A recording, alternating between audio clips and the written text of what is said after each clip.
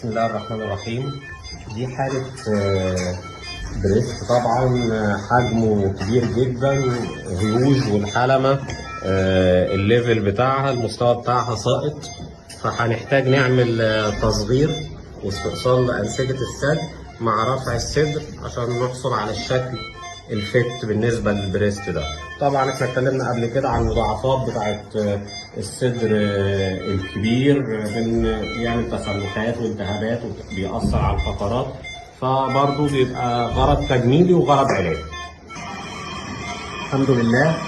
طبعا الفرق واضح ما بين حجم البريست قبل العملية ودلوقتي.